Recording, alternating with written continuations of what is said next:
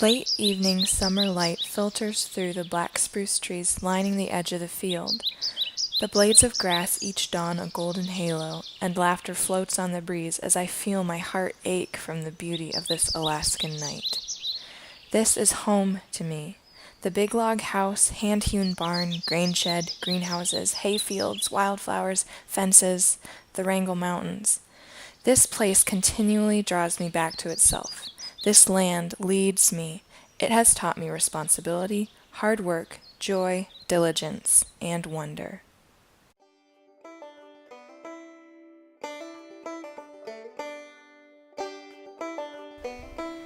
But more than all that are the people who I am blessed to call family.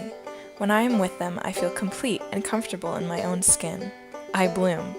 Isn't that exactly what you should do under an amazing leader? Bloom? Leaders are supposed to be those you can emulate, who embody all the qualities that make someone respected and loved. Leaders are not perfect. They are aware of their flaws and are effective despite them. For me, my family is my leadership.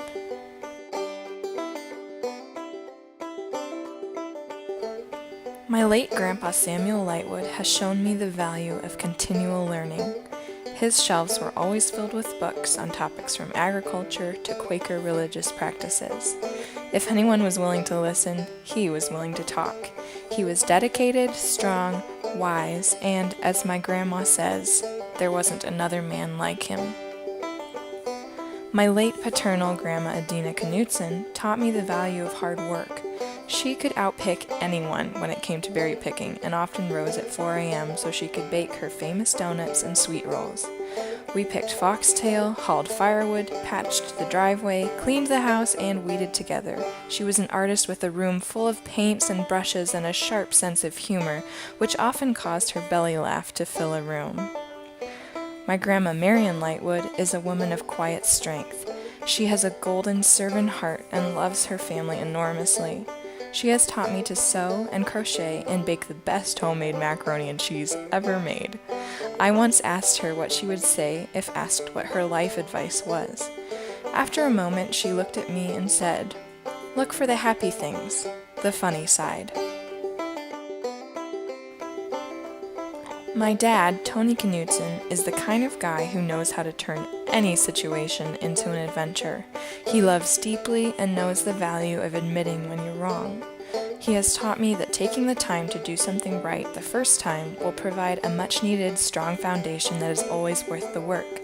He continues to look at the world as a child would, with joy and wonder. He works hard just like his mom did and tries to instill the same ethic in his own children, as well as a stubborn faith in God.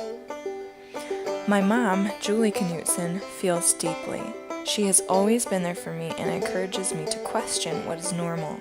She has helped me recognize my love for the land and my love for our Creator. She is brave, funny, creative, organized, generous, and beautiful. Whenever my sisters and I decide to do something crazy, she is usually right there with us, either participating or laughing at us from behind a camera. My youngest sister, Deanna, is a force of will and sensitivity. She sees the world through different eyes, revealing details of light and shadow that most people miss. Pushing the limits is where she is most comfortable, and I love the rock-solid surety she has in herself. Peer pressure does not sway her, and beautiful words move her. Next in the line is Christy. She has a huge, generous, open, and trusting heart. She teaches me how to have fun and live in the moment despite the mess it might cause. We laugh often together and get annoyed with the other just as much.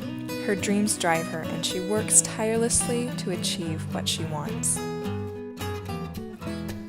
My late sister Adrena was a wild soul with a mind of her own.